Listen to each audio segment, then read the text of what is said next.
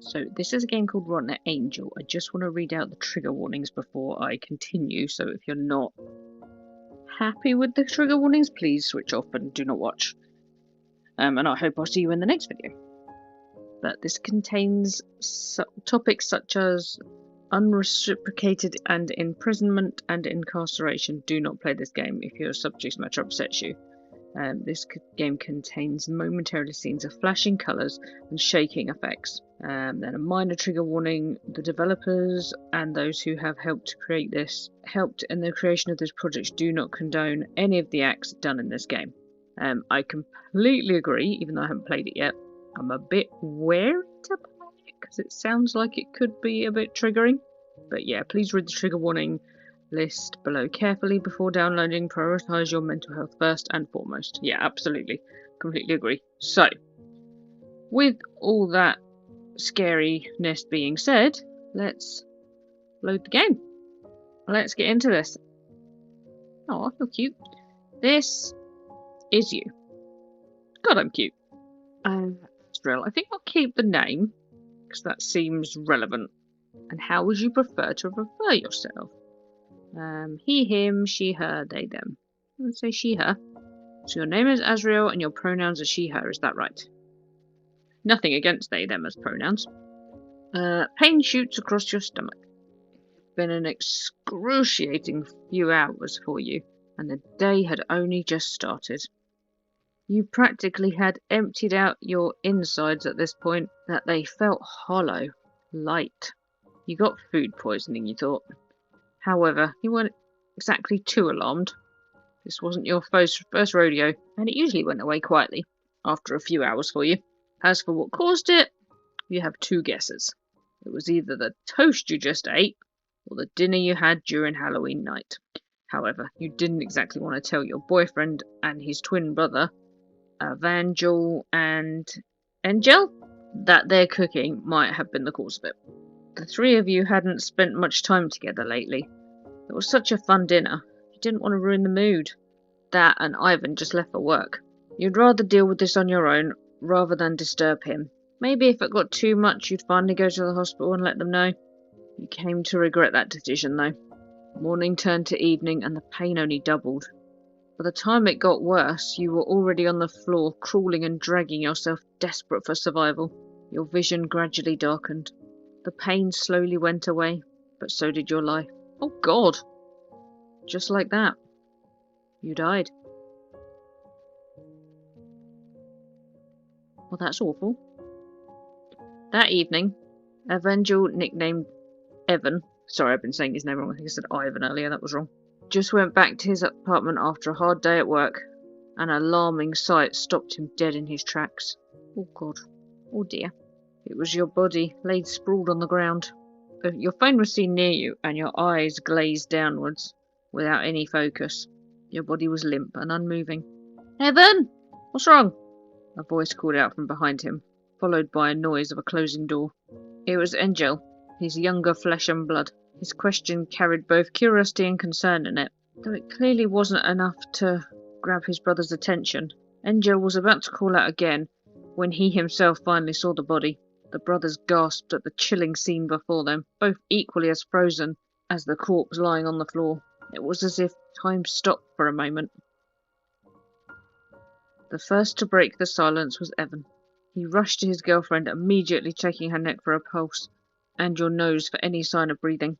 When he found none, he quickly performed CPR on you as a Hail Mary pass. While Evan seemed to be able to control his emotions well, his twin's reaction was far from it. His breath quickened, his skin turned deathly pale. In an effort to calm himself, he grabbed his own shirt and approached them. Azrael, can you hear me? Evan's eyes twitched at Angel's useless question and wasted action, an expression that completely went over Angel. Not sure if I'm saying his name right, but I'm saying it as it's spelled. Evan couldn't afford to call him out on it, though. He continued to try his best to save your life, to no avail. His efforts did nothing. It was only after a few minutes passed he realised this and finally pulled away. Angel could only hold his breath when he saw his older brother give up. He didn't dare say anything, instead waiting for Evan to break the silence once more. She's gone. Gone? As in dead? What else? No way. Without giving any response nor consolation for his panicking brother, Evan walked off to the nearest wall and leaned his back on it. His lips formed a thin line with his eyebrows knitted together. It was a reaction that once again contrasted his twins, who began to approach you and held your cheek, lightly tapping it. A gesture indicating that he didn't quite believe you were already gone. A pair of eyes teared up while another pair gazed to the ground. While a sob began to break out from Angel, Evan could only sigh with the slightest hint of a quiver. We were just hanging out and watching movies yesterday, and I promised that we'd hang out more often. God, I'm sorry, Azrael. I'm so... Angel, will you shut up for a second? Huh? Trying to think.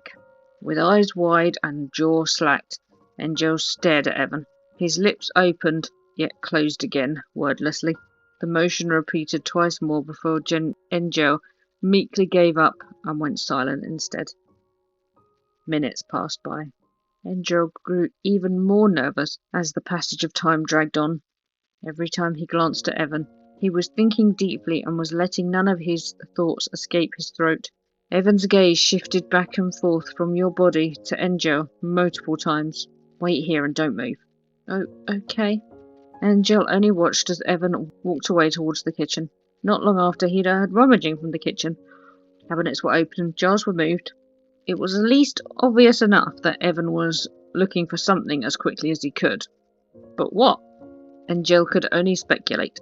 Both curiosity and anxiety ate up at Angel, yet he didn't dare move. The uncertainty and mystery of what his brother could be thinking was agonizing to Angel, terrifying even. He hadn't had the slightest clue what his older brother would do next.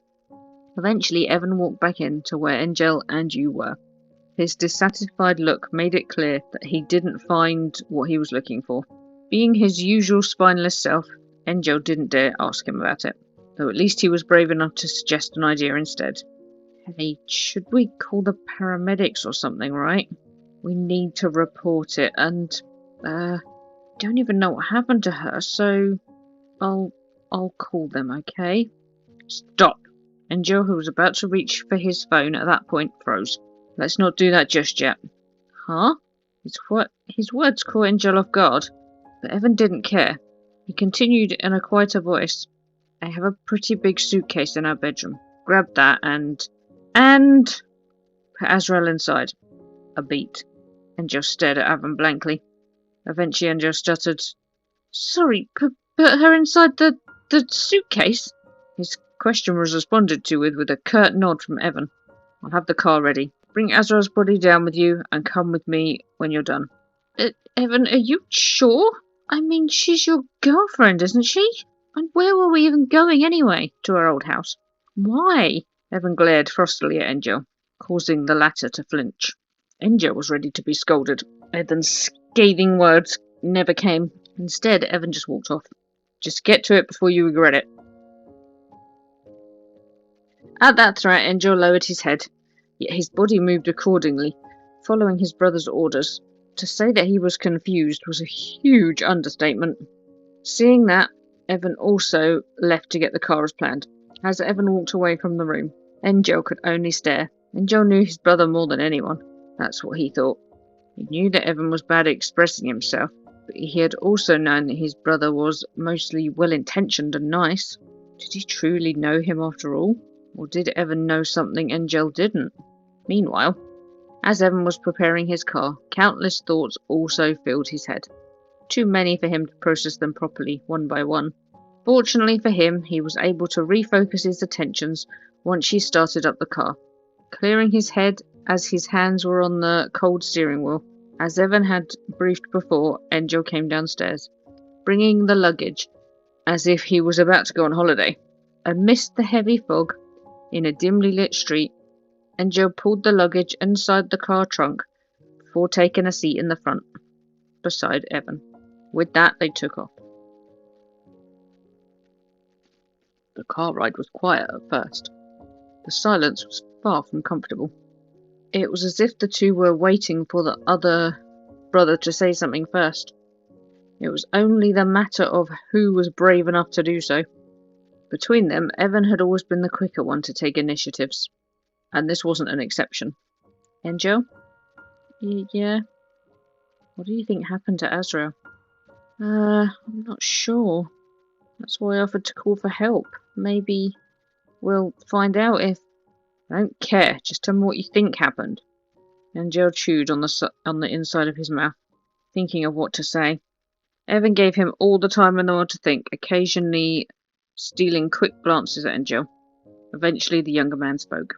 Maybe it was a heart attack or something like that? With his eyes still glued to the road, Evan only let out a small hum. The minuscule reaction worried Angel, so he continued on. It was so sudden, so...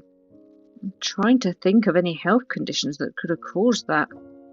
Evan, do you know if Azrael has told you about any of that? Evan looked back and pondered. In his memory, he recalled that... you have not talked to him about this. You told him that you have some health complications in the past. You told him that you seem to be healthy, but your family has a history of health complications in the past. You told him that you're pretty much healthy, and so is your family. You haven't talked to him about it much. I think if I say I haven't talked to him about it much, that covers like both sides. Yes, we'll go with that. Evan recalled that you never told him anything.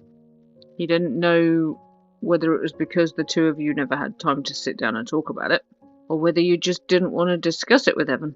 You took your reasons with you to your grave, and there was no more chance for you two to converse. Thought left a bitter taste in Evan's mouth, deepening his frown.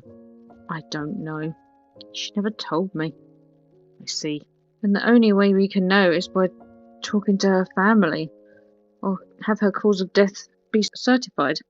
That, or it was related to food. Angel stared at Evan. I'm not gonna lie, food poisoning did cross my mind too. But I chalked it off because we're still fine. Evan narrowed his eyes at Angel, but he stiffened his gaze at the road once again as he asked a question. Then how about the mushrooms you used as ingredients? Have you double-checked if they were edible? It was only when Evan questioned Angel's speciality that Angel began to respond with more assertion. Evan, I know my mushrooms. You also know well that my roommate and I only grow edible ones. This isn't the first time I offered Azrael the mushrooms that I used for the Halloween dinner either. So does Evan think that Angel accidentally killed Azrael, and he's trying to protect his brother? Evan's questionable reaction shrunk Angel back into his shell, he quickly added. Evan's questionable reaction shrunk Angel back into his shell. Evan, I really don't think I can speculate about Azrael's cause of death, since it's not our forte. That's why I said to call the paramedics or go to the hospital, or we'll go there after we visit the old house. The car fell into silence once again. They could only hear the sound of other vehicles passing by, each going about their lives unaware of the fact that your body laid in the back of the trunk, nor the turmoil the brothers were currently going through. Angel was biting his own lips and playing with the seams of his sleeve, finding his own uneasiness to be unbearable. Angel finally decided to voice one glaring question out to Evan. Hey, Evan, you never answered my question before. Which one? Why are we visiting our old house? What's left of that old abandoned shack anyway? What are you planning? There might be nothing much there anymore, but I've always wanted to bring Azrael there. Aw, is that sweet? I made a promise to her. Evan's tone shifted, became more expressive than it usually was. Angel also noticed that his brother's index finger tapping on the steering wheel. The behaviour made Angel tilt his head curiously. You did? You wanted to show her the house where Dad used to yell and hit us? Yeah. Really? Despite that, it was still a place where we were born and raised. The more Evan responded, the more perplexed Angel became. He couldn't fathom what drove his brother to be saying all this. A small laugh of disbelief escaped Angel's lips as he stared at Evan. That's what I said back then, no? And I remember you dismissing it, saying we were better off forgetting that good-for-nothing house in the middle of nowhere. Angel, you know that I'm driving right now, don't you? Yes. If you don't want to ram this car into the back of that truck over there, I need you to stop questioning me. You got it? Angel could not argue with that. Not only because he wanted to live, but also because Evan clearly didn't want to explain himself. The only thing he could do was slowly nod in response. However, Angel did decide to change the subject. Azrael, huh? Still can't believe she's gone now. Angel began to reminisce about the days you and Evan were together. He remembered those days to be happy you truly loved Evan despite his awkwardness. Bittersweet, you initially loved Evan, but that soon died out. No, you were happy. I just thought she was really nice. Remember the first time you introduced me to her during the summer 2 years ago? How happy you two looked. Your smile that day was the biggest it had ever been, I think. I just regretted that I hadn't spent much time with her. And that's just me. I can't imagine how you must be feeling. I mean, you two were so close. Azrael was so nice towards you. And you really softened up ever since you met her. Angel's voice slowly went quieter. He was muttering when he said his next few words. I'm almost jealous, if I had to be honest. At that, Evan raised his eyebrow, though he didn't seem to be too surprised. Jealous, huh? Oh, I was just saying, it's impressive that Azrael was able to do that. She must have been really special to you. When Angel took a brief look at Evan, he saw his brother looking as if he'd murdered him right on the spot if he had said another word. Alarmed by this, Angel decided to end his musings early. My point is, I just wanted to say that you can talk to me about it, that's all. I know Azrael meant a lot to you, so you knew? What? You, of all people, know she meant a lot to me. Angel only nodded slowly, not knowing where Evan was going with this. So it surprised me you've been trying to steal her away from me, Angel. With his stomach beginning to lurch, Angel slowly turned his head towards Evan. 2 pairs of eyes must have met just for a brief moment before Evan redirected his vision back to the road. Angel's surprised gaze, however, was locked in on Evan's side profile. Huh? What do you mean? Don't play dumb. I know you were meeting alone with Azrael every chance you got. Angel only gaped after hearing Evan's words. On the other hand, Evan scoffed as he kept on going. You think I have no idea? You've been trying to get close to her behind my back, haven't you? Huh? Me? Are you serious? Evan squinted at his younger brother's pathetic response. He recalled that you've told him how uncomfortable you were with how much Angel was trying to approach you. He happened to see both you and Angel leaving a hotel together. Oh no. I don't like either of those options. You've told him how uncomfortable you were with how much Angel was trying to encroach on you. Was trying to approach you. I don't want to say that one, because that says they slept together. Let's go with that one. Back then, you were indeed approached by Angel behind Evan's back. He seemed friendly enough at first. Eventually, he surprisingly began to act much bolder. A pat on the shoulder, hand-holding, and a hug at one point. He never went beyond that, though. But he was certainly very touchy. Not only that, he also began to show his concern to you, basically telling you that Evan was never a good boyfriend. Something about how Evan never treated his previous partners right, and that you deserved much better. Angel. Angel's words and actions were sweet and alluring, but you believed in Evan more than him. So you told Evan about this just a few days before the Halloween dinner. Azrael told me about all of it, Angel. Not only did you approach her, you also spread lies about me to her. What? You told her that I was cold, demanding, and abusive towards my exes. I don't remember that being the truth. That's absurd. I never did any of that. You agree that Azrael is not the type who would slander, right? Yeah. If she wasn't lying, then what was that? I don't know, maybe there was a misunderstanding between us? Then tell me what you told Azrael back then. I just told them that you might be cold sometimes. I tried to assure her that you meant well. That's all. Really? Really, I swear that's what I told her. Anything else was maybe she mistook my friendliness for something else? Sorry, I don't know for sure. Evan, you know I only want what's best for you.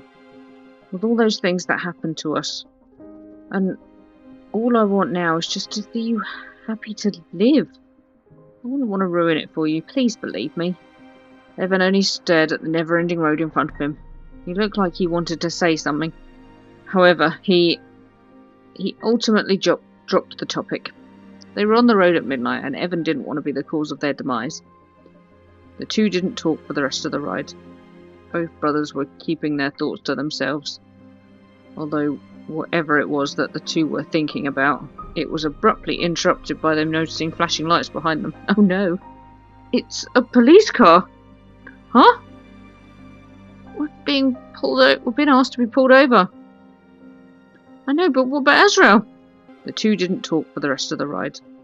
Both brothers were keeping their thoughts to themselves. Although, whatever it was that the two were thinking about, it was abruptly interrupted by them noticing flashing lights behind them. Oh no! It's a police car! Huh? We're being asked to be pulled over. I know, but what about Azrael? Angel nervously glanced behind, looking back and forth between the truck and the police car. The fact that his brother was able to stay calm about all of it was impressive to him, to be honest. As Evan was slowly and carefully pulling over to the side of the road, he told Angel that they wouldn't do anything as long as they weren't acting suspicious. Angel, you go talk to them. Oh! Angel didn't complain. Not that he had the time to.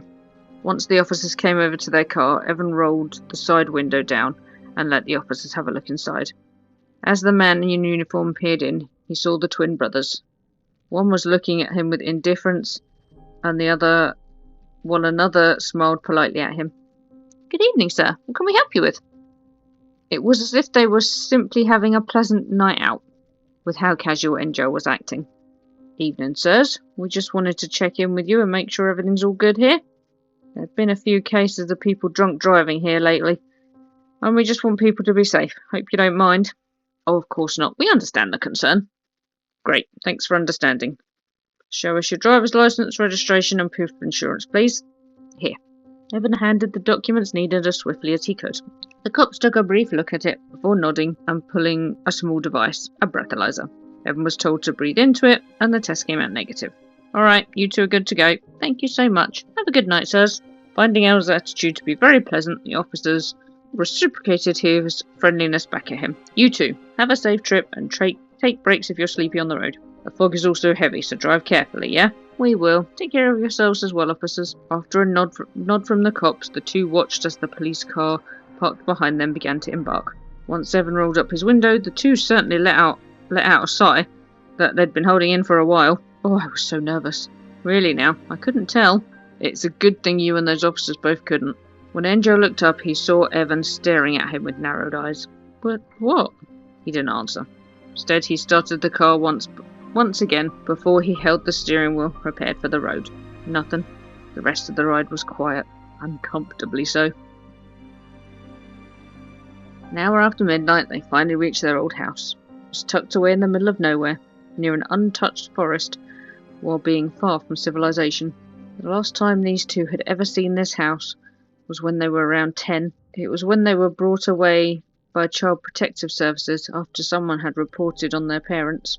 Back then the house was already somewhat worn, and nobody had taken the time to keep the house up to its prime state. Now as the two stood in front of it, the house was much dingier.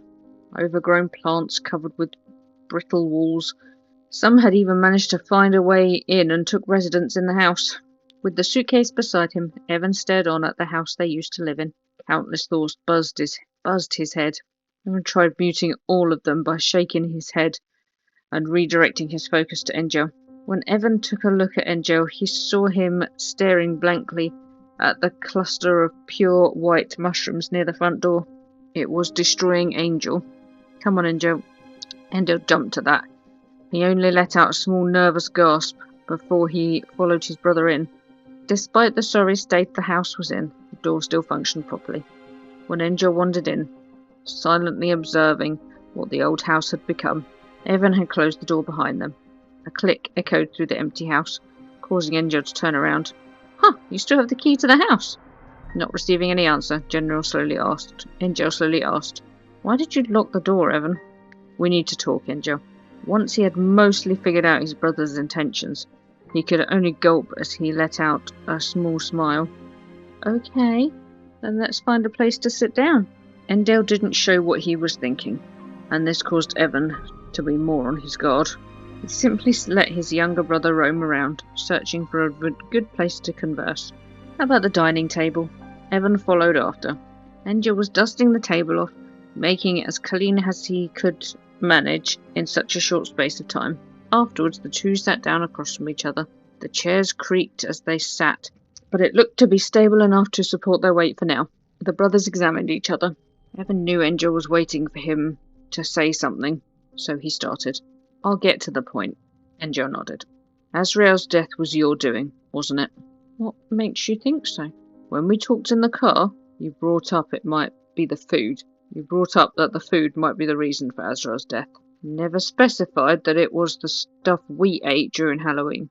Yet you immediately assumed that it was. Angel only blinked. Oh, I see. But the Halloween dinner was just the first thing that popped into my head. There was nothing more to it.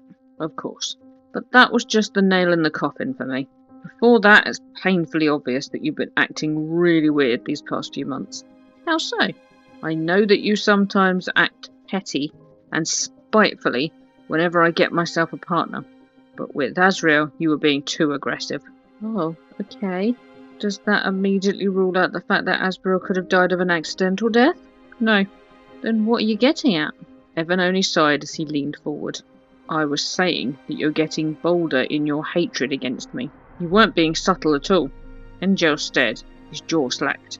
You think I wouldn't notice? You were always hiding behind me whenever something happened, but I caught you staring at me with contempt numerous times before. Evan took notice of Angel's shift in expression. A scowl, one unbreathed to Angel's soft features.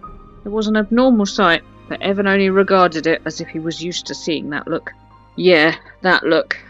Angel only sighed before he stared at the table in front of him, diverting his gaze from his older twin brother. I don't hate you, though. Far from it. Evidence and actions say otherwise, Angel. But let's say that I do, then. Wouldn't I try to kill you rather than Azrael? Here's what I think. You're in love with Azrael, so you tried getting closer to her. But I was in your way, so you tried to poison me, but you accidentally gave the plate to Azrael instead. In that case, it makes perfect sense that you would so panicked, insisting over and over to call the authorities. You feel guilty. Huh? So, am I right? Honestly, that's so baseless, I'm speechless. Aren't you supposed to be the smarter one between us? I mean, you're going to accuse me of something so grave. At least give me some concrete evidence or something. Sorry, I need to act quickly before you could take the upper hand. Angel let out a long sigh. But, by it being so groundless, you're somewhat correct. Evan's eyes widened at Angel's sudden admission of guilt. You're right that I killed Azrael, but you have the motive wrong. Sorry, Evan. Better luck next time. I'd prefer if there was no next time. Why did you do it? Slow down, let me correct you first. I didn't target the wrong person. I wanted to kill Azrael. I did just that. Do you really think I'm so clumsy that I'd make a mistake for something so crucial? Angel let out a soft chuckle. It carried slight bitterness to it. Well, it just goes to show how much you've always looked down on me. But I made the same mistake, and underestimated you. I never expected you to keep your calm all this time and bring me to this old place. Thought you would have been panicked, broken down, or something. We'd call the authorities, you'd mourn the death of your beloved, and I'd most likely be found out for poisoning afterwards. Hearing this, Evan raised an eyebrow. He wanted to ask him something, but Angel seemed to be aware of it already, and he added, honestly, if I were to be caught, I would immediately plead guilty. Whatever my sentence would be, I'd accept it, and never elaborate on why I did it. Why, you might ask? Your girlfriend died. I killed her, and you never found out why. Wouldn't you want closure? Would your mind handle all the stress? I guess I wanted to see how you would react. Evan only left his mouth open, speechless. Instead, you brought me here to interrogate me. Or was that really why you did that, brother? I think there's something else. Deep down, you feel guilty, don't you? Whatever Evan wanted to say, it was struck and left unsaid, almost like a piece of fishbone that hooked itself on the flesh in his throat. This big reaction from Evan caused Angel to smile unknowingly. You feel that you've wronged me in some way, that I hate you because of you, and thanks to that hate, I killed Azrael. You'd feel responsible for her death, right? Maybe if you'd never met Azrael, never confessed to her, or maybe if you could just be a better brother, none of this could have happened. Is that why you wanted to talk to me first? To gain understanding? Or maybe you wanted to help me make up for it? That's Evan's unusual hesitation was all the confirmation Angel needed. Nah, so it was that. You're still so kind after all, Evan. That's why I love you. Evan froze. He slowly tilted his head upwards to look at his younger half. A pair of pale eyes just met his gaze. Angel was covering half of his reddening face. It was as if he was a flustered high school girl experiencing her first love. Oh, I said it. That's so embarrassing. What do you mean? Like I said, I don't hate you, Evan. In fact, I love you. I really love you. Love as in... how do I explain it? I don't know where it started. All I know is that you're the only one for me ever since you started defending me from Dad. I don't think I'd even be alive if it weren't for you. You'll hate me for this, but whenever I saw you all bruised up, my heart always skipped a beat. You were so quiet and gentle, but the more you stood up for me, the more you became this cold person. I love that, and I have that effect on you. I know that I could become a big reason why you're the way you are. What the... Yeah, I'm with you, Evan. This is gross. Angel stood up from his seat. I love how dependable you are. Angel took a step forward, approaching Evan. I love how kind you are. I love how much you're willing to sacrifice yourself to me. I love seeing your reaction whenever you think you've done something wrong. I love seeing red and blue bruises adorning your skin. I love you. Angel, you have issues, man. Evan was stunned into silence at his brother's lengthy propagation of love. He felt every inch of his body go numb with his intensity. As Angel got increasingly closer, Evan slowly reached into the side of his coat. Evan soon regretted his decision, though, as Angel immediately rushed over upon seeing it. Drowning in his own panic, Evan also stood up and was about to run off. Evan, however, tripped on one of the table legs. It gave Angel a window of opportunity to catch up and hold on to him, which he quickly acted on. With Evan on the ground, Angel sat on his back, forcing his entire body weight down as he forcefully reached inside of Evan's coat. What's this, Evan? Angel asked as he pulled something out of Evan's coat. A hammer? What are you planning to do with this thing? To hurt me? Gritting his teeth, Evan struggled. Yeah, because clearly I don't feel safe around you. Get off me, Angel. Oh. Angel only stared at the back of his brother as he made the decision in his head. He decided to swing the hammer down to Evan's skull, causing him to grunt. Scarlet red began to stain Evan's colourless hair. A grin slowly crept up on Angel's face. The sight of it made Angel's heart race, his breathing heavy, his head light. The euphoria he felt upon seeing his own flesh and blood injured because of him was unbearable. He craved more of it, so he swung down once again, and again, and again. It was when Evan fell unconscious that Angel snapped out of it. When Evan awoke, he found himself lying on the ground of the familiar basement with a stinging headache. It was the basement of their old house, dark, dingy and musty. Evan remembered vividly that he was in this room that his parents used to trap them when they misbehaved. Not only that, he also saw the suitcase where his dead girlfriend was in, standing not too far from where he was. Everything about it choked Evan up. He wanted to leave. Now. He tried to get up, battling the intensive pain in the back of his head. However, he soon found out that his hands were handcuffed. When he moved his legs, one of them was cuffed to one of the pipes that was stuck to the wall. No fucking way. The realization that his younger brother kidnapped him was starting to dawn on him. It was suffocating him. His eyes felt like they were about to burn as tears threatened to leave his eye sockets. What did he do to deserve this? He wanted to give Angel a chance to explain himself. He wanted to give the brother he shared his suffering with the benefit of the doubt. He gave everything to Angel, and he trampled it all down to the ground, stomping and ripping it to shreds while he was at it. Perhaps this was his punishment for treating Azrael so horribly after her death, he thought, for choosing to listen to Angel first before his girlfriend. Guilt weighed heavily on him. He didn't have time to dwell on it, as he heard a sound that made him nearly jump. Evan rubbed his eyes quickly before looking at the door. He saw Angel walking in with a bottle of water in his hand. As soon as Angel saw his older brother, he gently, almost ironically, as soon as Angel saw his older brother's face, a gentle, almost ironic, angelic smile crept onto Angel's face. Evan, you're awake. You were unconscious for a while. I didn't have time to cuff you and tend to your wounds. Evan only lowered his head, not giving him any response to Angel whatsoever. This made Angel tilt his head. When he got close to Evan, he suddenly felt something wet splashing on his cheek. It turned out that Evan just spat on him. Get me out of here. Angel only rubbed his cheek, still with that oh so gentle smile on his face. I'm surprised you're still fine after all that. Never fail to impress me with your strength. I said, get me out of here, Angel. Or what? Or what? Or what? You're insane, Angel. What do you mean by or what? Get me. Evan's hysterical howling was abruptly stopped when Angel seized Evan by the jaw. He dug his nails into his skin, inciting a groan out of Evan. Quiet down for me, will you? You'll stay here for as long as you can, until either you die or I get captured. Do you understand?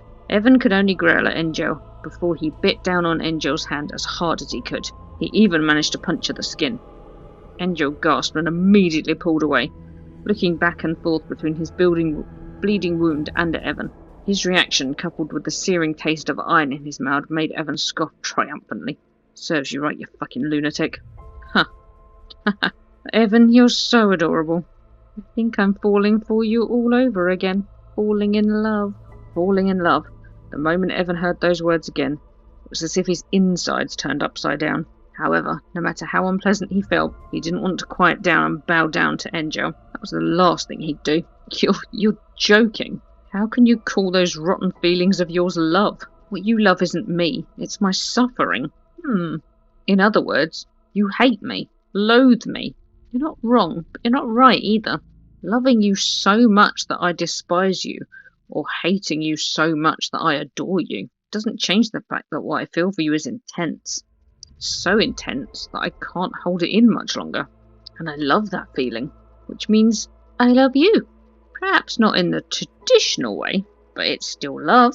Evan could only knit his brows in response. Unlike Angel, he was someone who didn't delve much into his emotions. Therefore, Angel's ramblings about how he felt had only managed to confuse him. He didn't get his brother. He couldn't understand him one bit. He didn't want to be able to understand him. You're not making any sense, Angel. Angel, on the other hand, had expected this response from Evan. He only smiled with tranquility and understanding. Then I'll just make you understand during our time together. As they talked, both Evan and Angel heard a gurgling noise coming from the older twin's stomach. Angel only flashed a smile at that before he stood up. But that time isn't now, it seems. I'll go get us some breakfast. Like hell you're gonna do that. Hey, come back! As if deaf to his brother's pleading, Angel walked back to the door. The last thing Evan saw was Angel's beaming smile as he closed the door. Sit tight and wait for me, okay? Are you kidding me? Angel, The door closed shut, engulfing Evan's world into darkness once again. Oh, that was messed up. That's a good story. Very good story. But, oh, that was a lot. If you managed to stick with that till the end, thank you for watching. Please like, subscribe, comment, all that good stuff. And I will see you in the next video. Bye!